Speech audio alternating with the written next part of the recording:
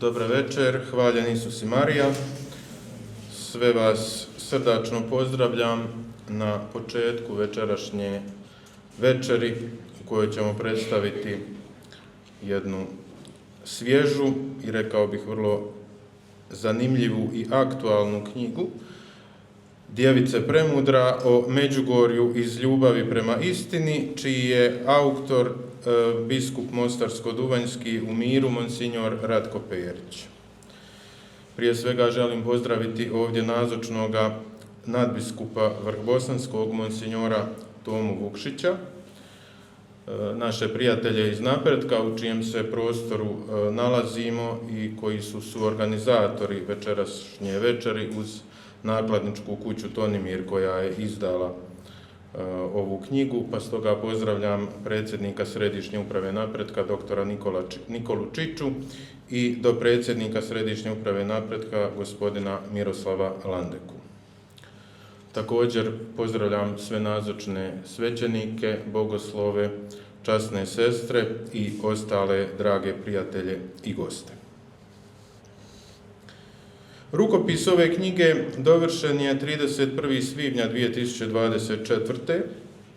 ali knjiga ništa nije izgubila na aktualnosti objavom note Kraljica mira o duhovnom iskustvu vezanom za Međugorje od 19. rujna 2024. Dapače, u svjetlu toga dokumenta još više dolazi do izražaja njezina studioznost, temeljitost, detaljnost, sveobuhvatnost i ozbiljnost. Biskupsko se služenje biskupa Ratka Perića može opisati kao desetljeća pozornosti kako nitko ne bi sudio prema mitu, proučavao radi zarade i izmišljao kakva proroštva, pozivajući se pritome na Boga i blaženu Djevicu Mariju, a ova je knjiga njezin sažetak. Kao i 3 druge marijanske knjige na kojima je biskup radio, Prijestolje mudrosti, Ogledalo pravde, Isusova majka, i ova je nazvana po molitvenome zazivu Gospi iz lauretanskih litanija, a naslovio ju je Djevice Premudra, da bi se on i čitatelj mogli tijekom razmišljanja nad pojedinim epizodama koje se zbivaju u Međugorju zaustaviti i usporediti te događaje, poruke ili riječi, viđenja ili ukazanja s razboritošću prave Gospe.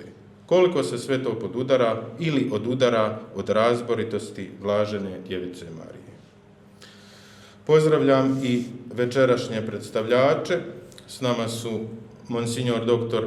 Mato Zovkić, umirovljeni profesor Svetog pisma s Vrhbosanske teologije, profesor dr. monsignor Pavo Jurišić, profesor religijske pedagogije na Katoličkom bogoslovnom fakultetu u Sarajevu i kao potpora sa strane laika diplomirani ekonomist Mario Glibić.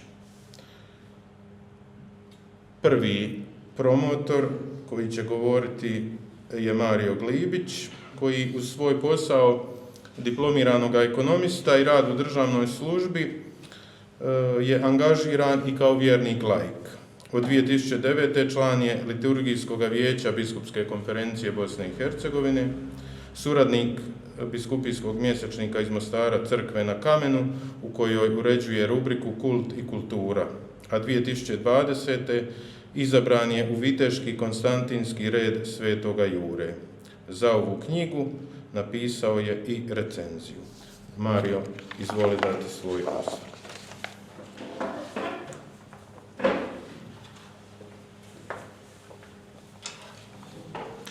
Poštovani, sjaj istine blista u svim dijelima stvoriteljevim, a istina prosvjetljuje čovjekov razum i oblikuje njegovu slobodu, vodeći ga da upozna i ljubi Gospodina.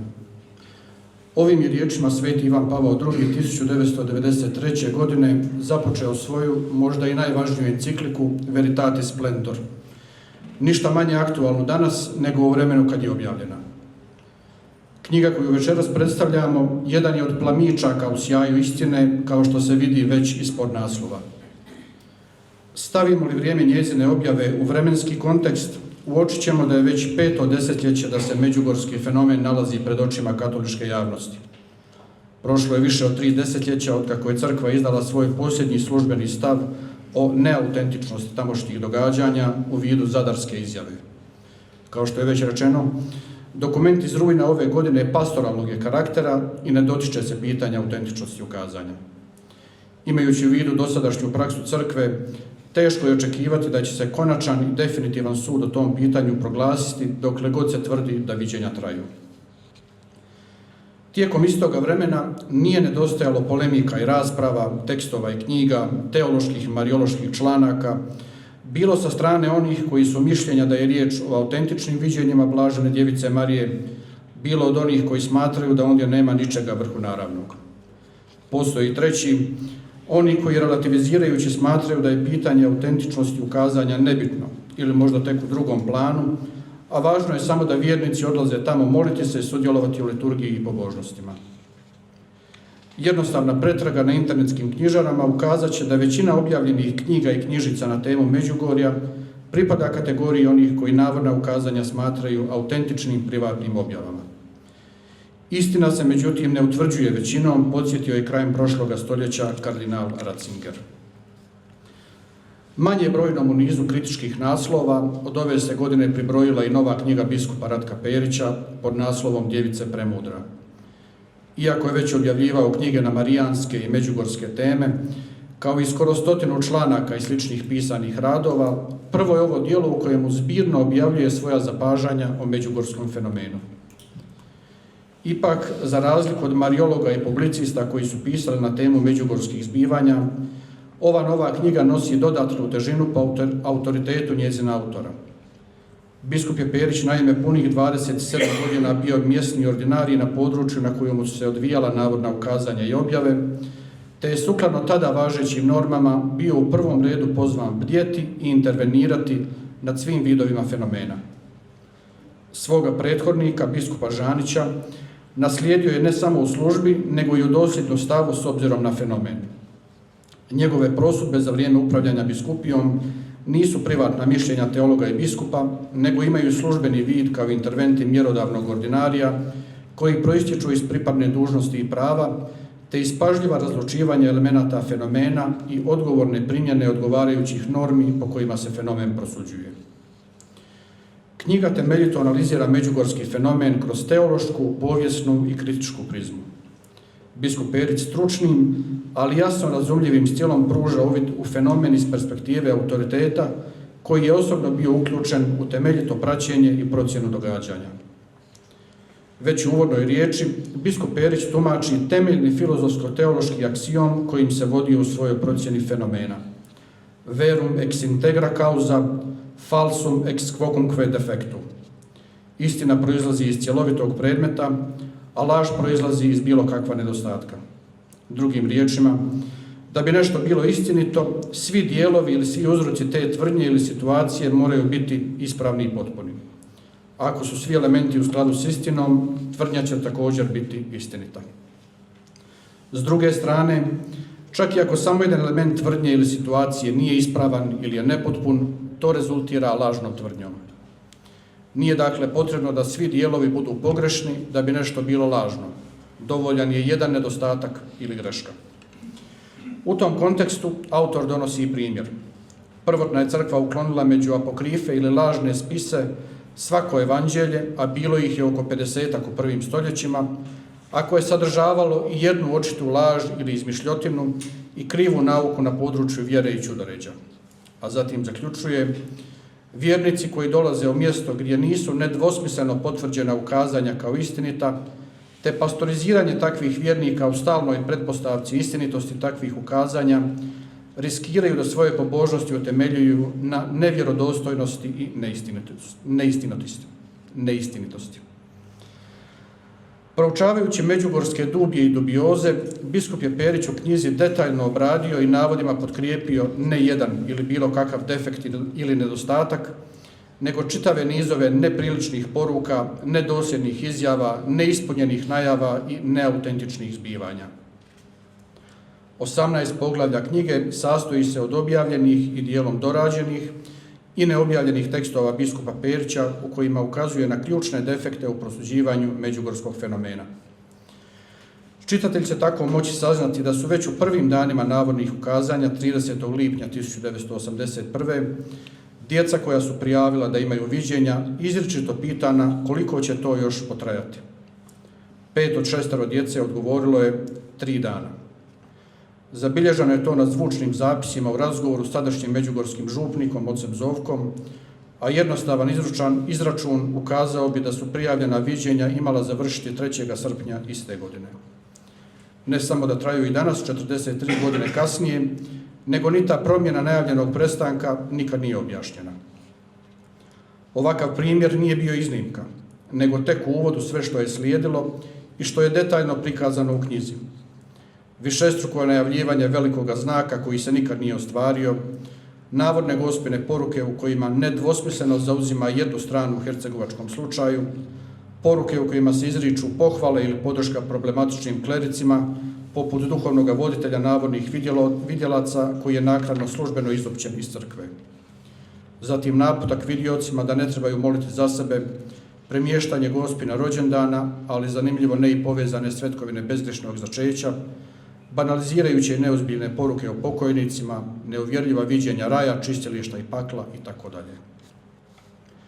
Posebno je poglavlje, između ostaloga, posvećeno izvješćima osobama, bilo da je riječ o navodnim vidiocima ili o drugim vjernicima koji su navodno fizički dotaknuli Gospu, za rame, za ruku, za haljinu, za veo, za krunu. Brojni su drugi od Gospe primili zagrljaj ili poljubac. Osobit je to odmak od dosadašnjih priznatih ukazanja koja su uvijek bila isključivo duhovne, a ne tjelesne naravi, a u kontekstu knjige još jedan u nizu defekata koji opovrgavaju istinitost fenomena. Više od 500 bilježaka ukazuje na bogatstvo izvora kojima se autor služio pri pisanju ove knjige. Riječ je o izvornim i uglavnom neobjavljenim materijalima poput kronike vođene u Međugorskoj župi, dnevnika pojedinih vizionara, zvučnih zapisa, razgovora vođenih na samom početku fenomena u ljeto 1981. te fonda Međugorje u arhivu Mostarskog ordinarijata. Iste godine, kad je započeo međugorski fenomen, škotski filozof Alasdair MacIntyre objavio je svoju knjigu Za vrlinom. MacIntyre opisuje svijet zahvaćen relativizmom koji se odriče razuma, vjere i vrlina te se prepušta emotivizmu. Emotivizmom naziva poimanje prema kojemu su moralni stavovi izraz subjektivnih emocija, a ne objektivnih vrijednosti. Unutar takve perspektive, moralne odluke nemaju racionalnog utemeljenja jer su zasnovane na individualnim osjećajima, a ne na univerzalnom kriteriju dobra ili vrline. MacIntyre krizu moderne moralne misli vidi posljedicom odbacivanja klasične aristotelovske tradicije utemeljene na vrlinama te svođenje moralnih prosudbi na osobne preferencije, bez prosuđivanja je li nešto zaista ispravno ili ne. Ne može li se isto analogno primijeniti na međugorski fenomen? Oslanjaju li se katolici koji tamo odlaze isključivo na svoje osjećaje i intuiciju ili na objektivna teološka mjerila i procese? Zanemaruje li se mišljenje crkve, izrečeno kroz 2 biskupijske komisije, kroz negativan sud biskupske konferencije i kroz negativan stav uzastopnih dijecezanskih biskupa, a sve u korist osobnog doživljaja, emocija i privatnog suda o tamošnjim događajima? Je li osobni stav tamo se lijepo osjećam važniji od službene prosudbe, ne utvrđuje se nadnaravnost? U konačnici, je li emocija važnija od istine, a pastoral bitniji od pitanja autentičnosti ukazanja? Na kraju, neće li takvi stavovi i ponašanje voditi prema nominalističkoj ideji koju je Umberto Eco smjestio u usta Fravilima iz Baskervilla? Jedina istina jest naučiti da se oslobodimo bezumne strasti prema istini.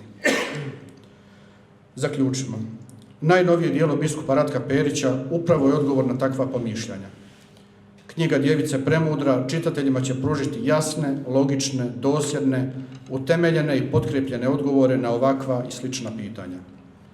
Autor donosi temeljit prikaz povijesnog konteksta, teološku raščlambu fenomena i pokazuje iznimnu sposobnost zamjećivanja, povezivanja i tumačenja detalja proisteklih iz brojnih izvora kojima se služio, od čega se nemal broj prvi put predstavlja čitateljskoj javnosti. Činjenice su provjerljive, a zaključci izvedeni primjenom logike.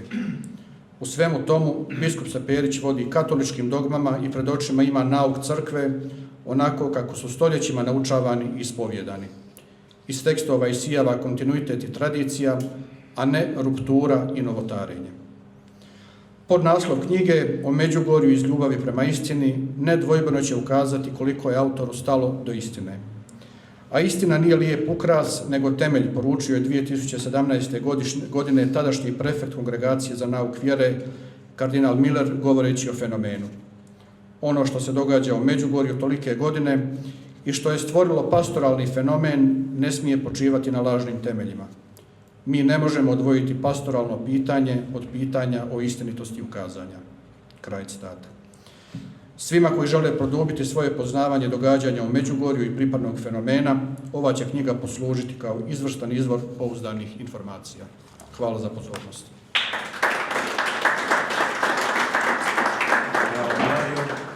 Predlažem da sad napravimo jedan glazbeni predah. S nama su mladi glazbenici, studenti Sarajevske muzičke akademije, Luka i Tomislav Perić, koji će nam izvesti marijansku pjesmu, kao Marija.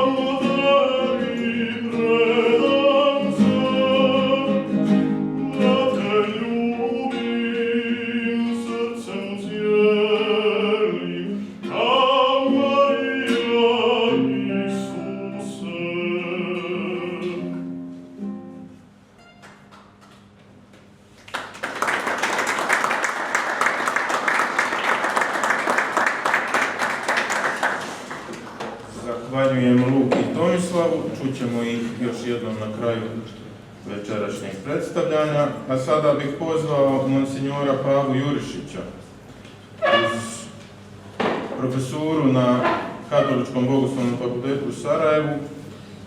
Monsinjor Jurišić je i vrlo angažiran teolog i pastoralac, prvostolnog kaptola Vrbosanskog i postulator kauze sluge Božjega Josipa Štadlera.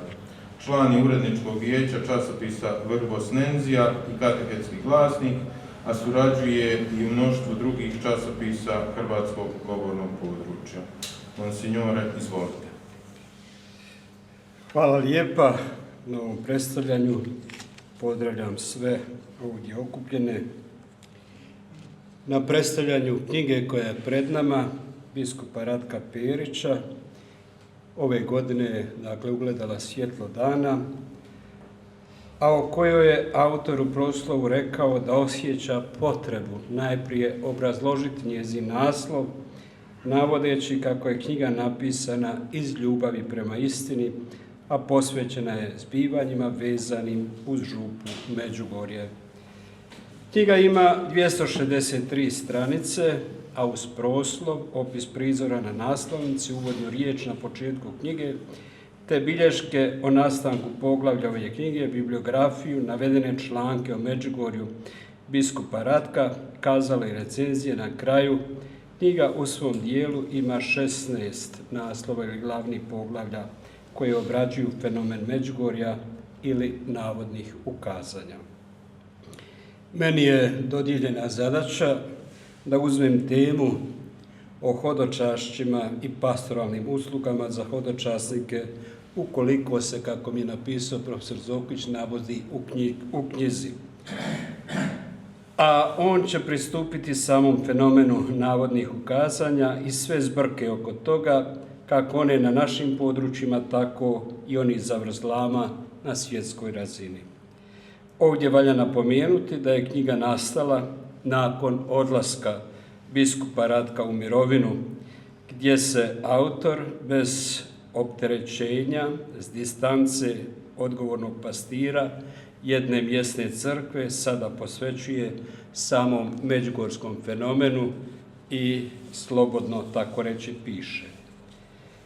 Biskup Ratko u uvodnoj riječi kaže da je Međugorje jedino poznato mjesto za koje je Sveta Stolica preuzela pastoralnu odgovornost za dolaznike iz svijeta, a da nije posve ispitana ni ustanovljena puna istina s obzirom na navodna ukazanja i navodne poruke, navodne pojave koja je bila povod svemu ovomu fenomenu.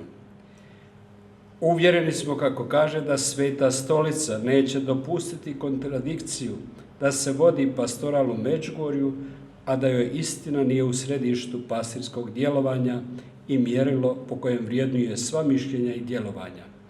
I da je crkveni pastoral plodonosan i vjerodostojan samo ako je utemeljen u istini. Svaki drugi motiv izvan istine može se pokazati promašenim i nevjerodostojnim. Tako on piše na stranicama 16. i 17. Mene posebno je zanimao članak pod naslovom Svetostolička komisija za Međugorje 2010. do 2014. godine, a tu je u središtu rad Ruinijeve komisije koja je utemeljena 2010. Podsjetimo se, ovu je komisiju utemeljio Papa Benedikt XVI, a koja je u 4 godine svoga djelovanja, dakle od 26. ožujka 2010. do 17. siječnja 2014. održala 17 sjednica. Komisija je završila izvješće koje je početkom 2014. proslijedila papi na prosudbu. Biskup kaže, iako je komisija radila po strogom papinskom tajnom, njezini su radovi, bilo kao cjelina ili kao dijelovi zapisnika, putovali neistraživim putevima i objavljivani u medijima. Autor kaže kako ne zna da li je bilo ikakvih sankcija protiv nepoštivanja papinske tajne. Papa Franjo na povratku iz Fatime 13. svibnja 2017. godine na upit novinara o međugorskoj pojavi u zrakoplovu navodi 3 stvari koje treba razlikovati u tom fenomenu. Kaže prvo da izvješće kaže kako treba nastaviti istraživati. Drugo, da izvješće s obzirom na sadašnja navodna ukazanja ima svoje dvojbe. I treće što papa navodi, da je prava pravcata srž Ruinijeva izvješća duhovna činjenica, pastoralna činjenica, svijet koji tamo ide i obraća se, svijet koji susreće Boga, koji mijenja život. Ova duhovno-pastoralna činjenica, kaže papa, ne može se nijekati. Ruinijeva je komisija u Međugorju predložila da se u Međugorju ustanovi vlast ovisna o Svetoj stolici i da se župu pretvori u papinsko svetište. Ta je odluka prema komisiji diktirana pastoralnim razlozima, posebno brigom za milijune hodočasnika koji namo odlaze. Tako je papa 2017. imenovao biskupa, nadbiskup Hozer je najprije imenovan posebnim izaslanikom Svete stolice u župi Svetog Jakova u Međugorju, a sljedeće godine s naslovom posebnog apostolskog vizitatora. A to je učinio nakon što je, kako kaže, proučio izvješće kardinala Ruinija. On je dakle postao biskupa sa zadaćom da u kontinuitetu sa svojim mandatom obavlja isključivo pastoralnu službu. Autor navodi kako je ta duhovno-pastoralna skrb u vrijeme uprave dvojice dijecezanskih biskupa u Mostaru, pokojnog biskupa Pavla Žanića i njega sada umirovljenoga biskupa, bila stalno u njihovu obzoru upravljanja ovom mjesnom crkvom. Tu navodi neke teme koje su za pastira bile u središtu njegove uprave kao mudrog starješine koji ima zadaću pasti povjerenomu stadom. A da je tu bilo nekih neurednih stanja, očito je iz onoga što se navodi u knjizi. Autor navodi konkretno. Kaže na prvom mjestu da se radi o pastoralu s dekretom, gdje je trebalo napraviti red kod nekih franjevaca koji su ilegalno boravili i djelovali u Međugorju. Ne mjesecima, nego godinama. Izričito navodi, nerijetko je bilo nekih prikrivenih igara i manipulacija. Sve se s ordinarijata poduzimalo da samo dekretirani svećenici Franjevci djeluju u Međugorju. Neke nije bilo moguće uvesti u red do njihove naravne smrti, gotovo 20 godina. Na drugom mjestu navodi ukazanja izvan crkvenog prostora, pa kaže da se zahtijevalo i postiglo da se crkveno neodobrena ukazanja udalje iz župne kuće, iz crkvene sakristije, skora crkve i tako dalje i uopće iz liturgijskog prostora. Neka se ne miješa službena liturgija crkve s privatnim ukazanjima pojedinih vidjelaca i vidjelica i njihovih voditelja. Na trećem mjestu navodi ispovjedanje u dvorištu, da je i tu bilo svašta, te je onda odobreno u župi da se na tom prostoru izgrade brojne ispovjedaonice gdje će se vjernici moći ispovjedati. Na četvrtom mjestu govori o ženidbama. Vjerojatno bolna je točka službenim pastoralnim djelatnicima u župi, župnicima i kapelanima, kada iz svijeta dođu brojni zahtjevi za vjenčanjem u Međugorju. Tu je dolazilo do pojava osoba s lažnim dokumentima i nezakonitim osobama koji su tražili da ih se vjenča pod gospinim okriljem. Uređen je pastoral vjenčanja gdje je određeno da se strogo poštuju norme zakonika kanonskog prava, a dopušteno je vjenčanje u župnoj crkvi ako je jedna zaručnička strana iz Međugorja. Inače se trebalo obratiti na biskupski ordinarijat radi razrješenja problematike. Naravno, ovdje valja napomenuti da se neki svećenici danas susreću sa tim fenomenima sakramenata u Međugorju. Recimo, od krštenja koje je neko obavio nije zabilježeno, pa na kraju ne znamo je li bilo krštenje ili nije bilo, što se mora ispitivati, istraživati, pa biskupi, dobili ste problem, rješavajte ga. Na petom mjestu navodi mise u crkvi, gdje kaže kako su bile teške zloporabe s obzirom na slavlje svete mise. u autobusima, u hotelima, po privatnim kućama i parkovima, kako već odluči svećenik, vođa skupine dolaznika. I to je praćeno i stavljeno u red koliko se moglo. Na 6. mjestu govori o jurisdikciji. Teško je bilo staviti u red određene svećenike koji su vodili skupine iz svijeta. Ne zna se imaju li ovlasti ispovjedanja u svojoj biskupiji, jesu li u dobrom stanju sa svojim crkvenim poglavarom i tako dalje. I na 7. mjestu govori o dokumentaciji. Kaže, od 1981. do 2015. godine dostavljeno je iz biskupskog ordinarijata u Mostaru na mjerodavnu kongregaciju više od 2500 preslika raznih protokoliranih dokumenata. Najveći je dio tih spisa već na neki način objavljen.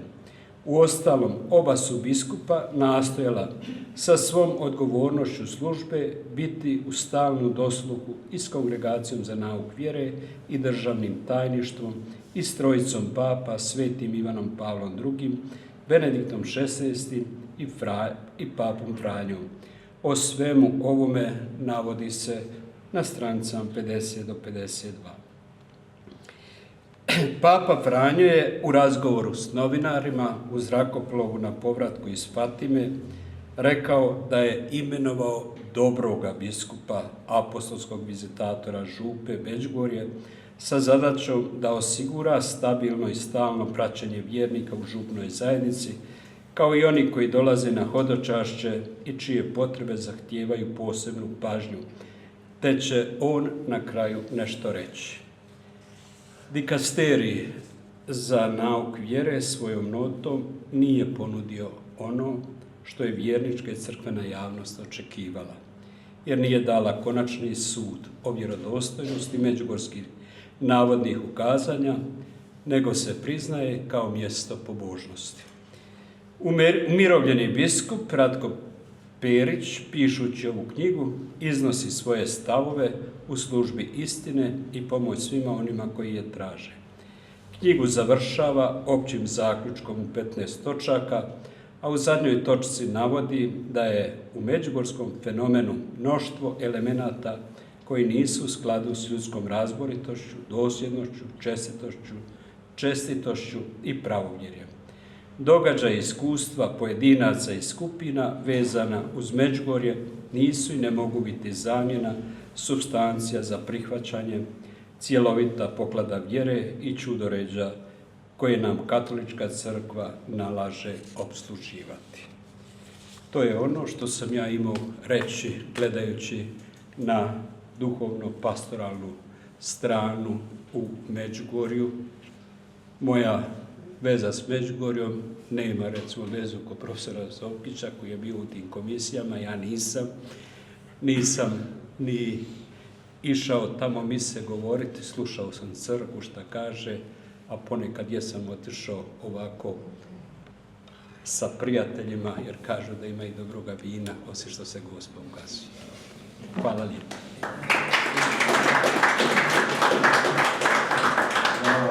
Hvala monsignoru Jurišiću.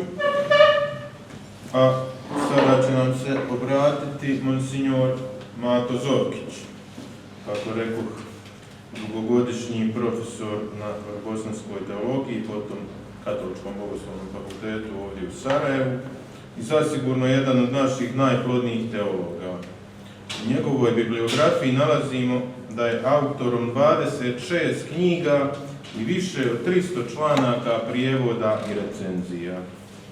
Vama u Sarajevu ne treba ga posebno dodatno predstavljati, ali evo istaknimo i ovo što je monsignor Jurišić rekao, da je uz niz odgovornih dužnosti u ovoj mjesnoj crkvi bio i članom prve kao i druge proširene komisije od 1982. do 1986.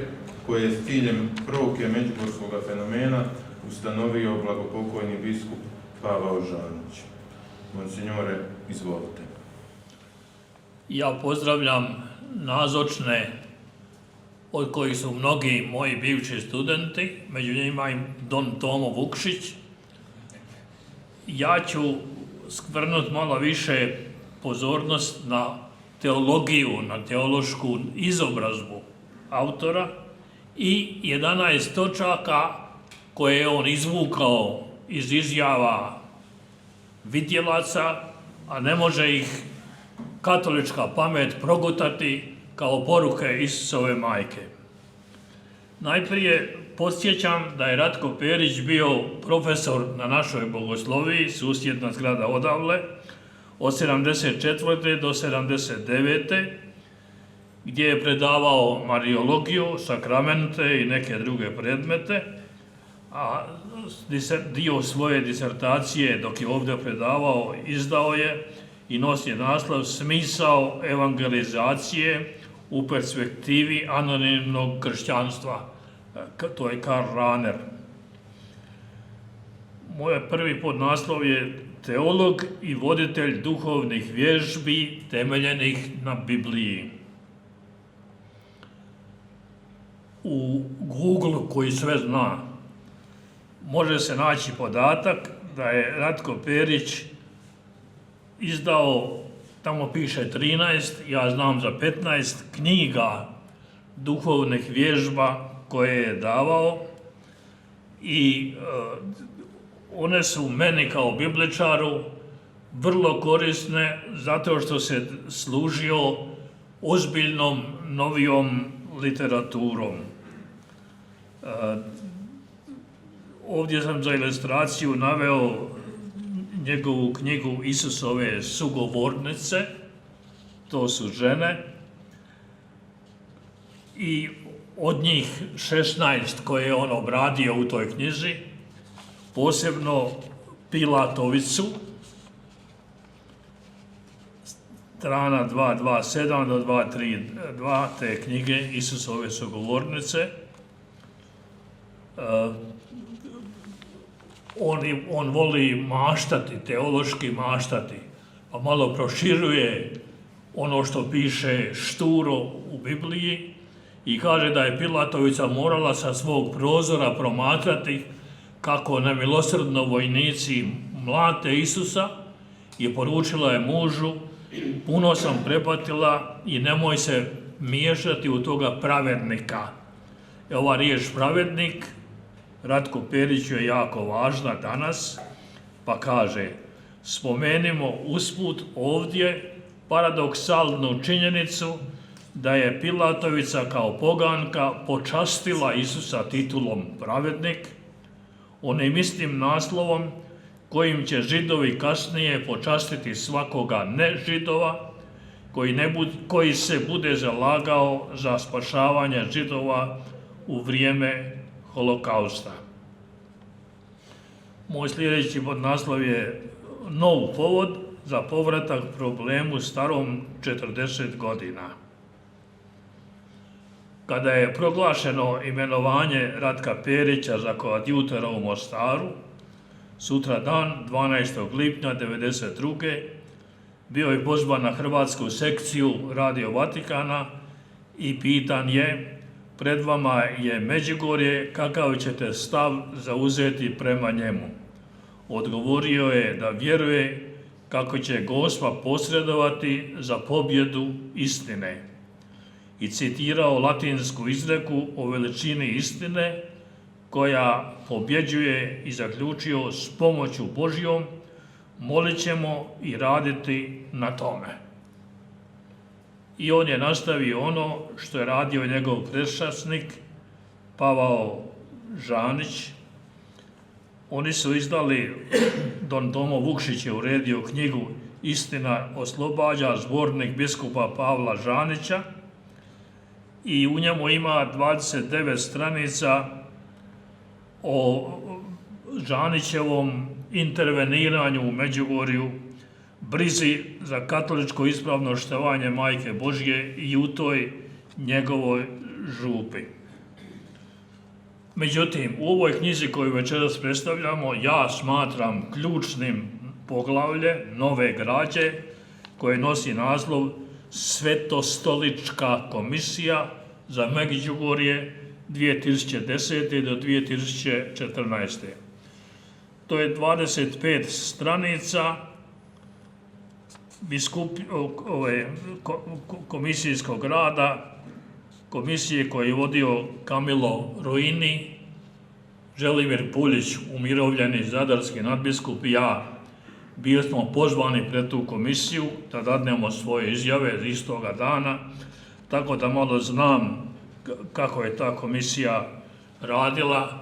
Moram reći da je meni djelovala neozbiljno.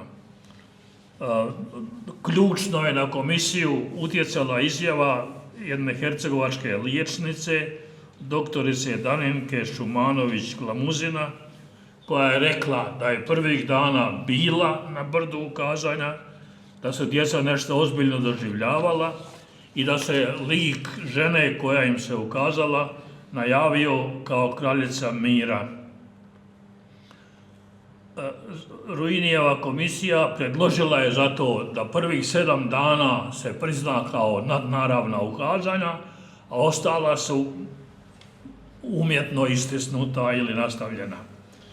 Sada niz točaka, 11 njih radi kojih Ratko Perić kao katolički teolog misli da poruke mislilaca ne mogu biti poruke Isusove majke, odnosno vidjelaca.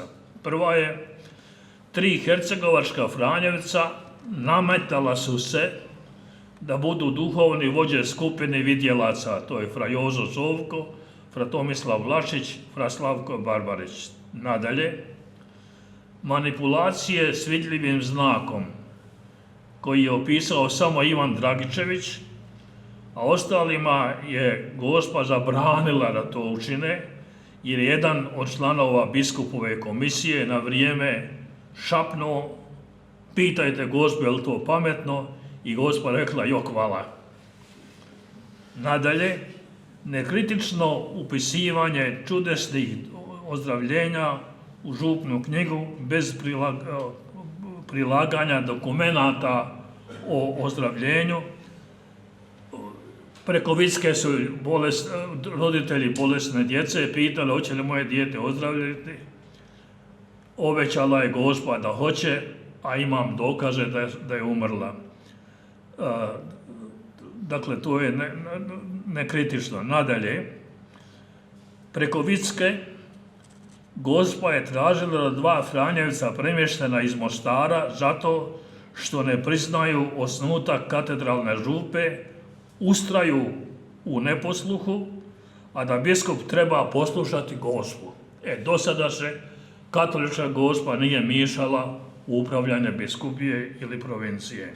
Nadalje, pokušaj premještaja Gospina rođendana, tradicionalno datuma na 18. rujna, sa 8. rujna na 5. kolovoza, a od toga se razvio mladi fest u Međugorju.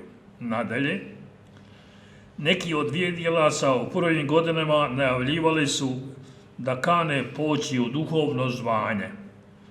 Nitko nije otišao ni ostao, mladići su se bogato poženili, a djevojke udale.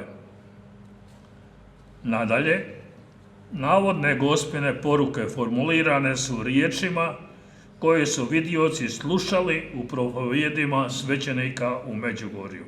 Nadalje, pred početak ukazanja cijeloj grupi netko od njih uzvikne: evo je, a na kraju odlazi, što je očiti znak isforsiranosti. Ja sam bio na takvom jednom ukazanju, to čuo i nažalost to je ukopalo u mojim očima vjerničkim, katoličkim, da bi oni mogli vidjeti katoličku Gospu. Nadalje, moralni život nekih svećenika koji su grešno podupirali vidioce baca sjenu na događaje, tu prvenstveno mislim na Tomislava Vlašića, koji je otpušten iz franjevačkog reda, riješen svećeničke službe i čak izobljen iz crkve. Last but not least, dok je fra Jozo Zovko bio u zatvoru, Gospa ga je proglasila svecem, te vicka tvrdila da im se ukazao zajedno sa Gospom.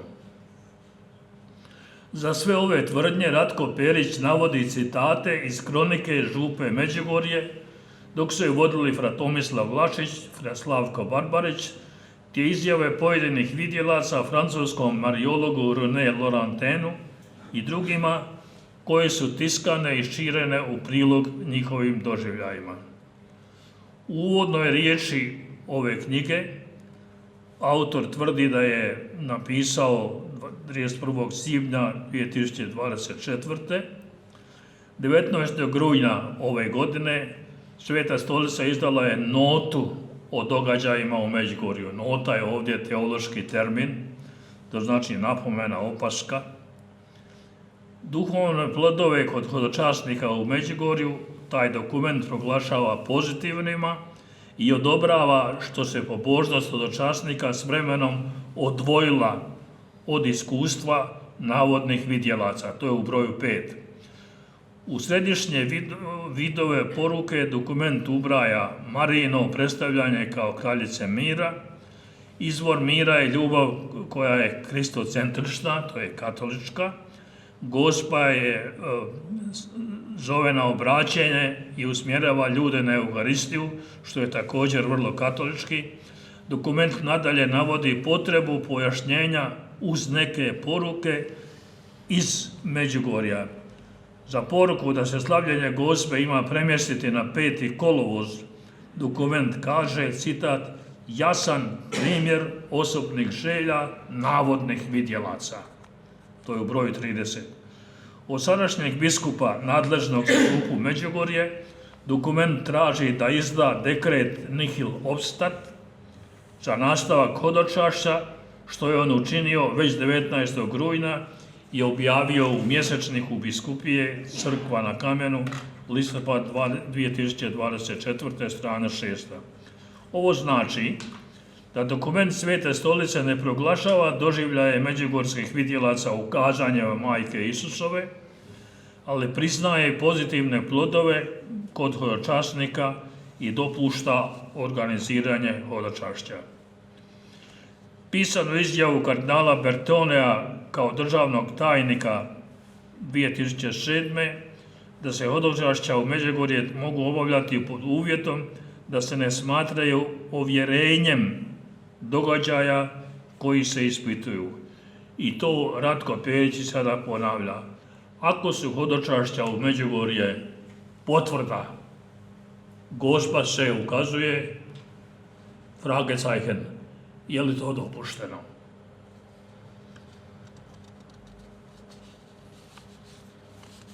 I moja posljednja misao je don Ivan Turudić, hercegovački svećenik, počeo je studij teologije kod nas ovdje u Sarajevu i nastavio je u Rimu i pisao je za diplomski rad o ukazanjima, njega je to kao kandidata za svećenika u Hercegovini žuljalo. Nadalje, nakon diplomiranja završio je mariologiju na Marijanumu u Rimu i 3. veljače 2006. magistrirao temom Međugorska ukazanja u svjetlu nekih crkvenih dokumenata i intervenata. On je 2023. u Mostaru izdao knjigu Biskup Perić i Međugorski fenomen, biskupska služba poučavanja monsinjora Ratka Perića i Međugorski fenomen. On tu propovjedi svog biskupa u Međugorju i o Međugorju analizira sa stajališta biskup je nadležni učitelj vjere u svojoj biskupiji. Tako je Ratko Perić imao pravo i dužnost nastupati dok je bio ordinarij. Sada kao umirovljeni biskup nije izbrisao svoju teološku pamet i u ovoj knjizi se poziva na Pavlovo načelo o razumskom bogoslužju, na grčkom logike latreja, Rimljanima 12.1. Vjera i pamet prema Pavlu i prema Ratku Periću se dopunjavaju, a ne isključuju. Zato ovu knjigu smatram pozitivnom i preporučam za čitanje. Hvala lijepo. Hvala monsignor. A prije nego se rastanemo, predložio bih da još jednom čujemo Luku i Tomislava. Krist na žalu.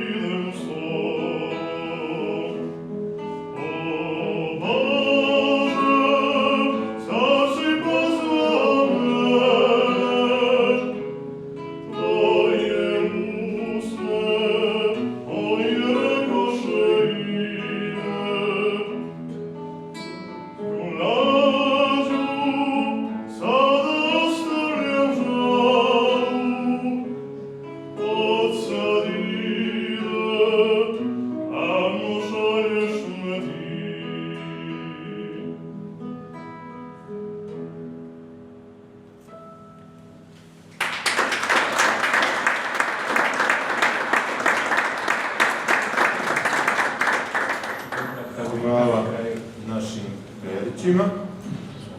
Predvidjeli smo na ovim promocijama, ovo je već druga, a evo budući da govornici nisu oduljili, ako netko želi iskoristiti prigodu ili ima neko pitanje, neki eventualni komentar, slobodno. Dakle, profesori su bili više nego jasni. Na kraju sve vas pozdravljam. Knjiga se može kupiti ovdje, ima stol sa strane po promotivnoj cijeni od 30 maraka, a ovdje se kratko možemo i osvježiti i ostati još neko vrijeme u druženju. Hvala još jednom na dolasku i živjeli.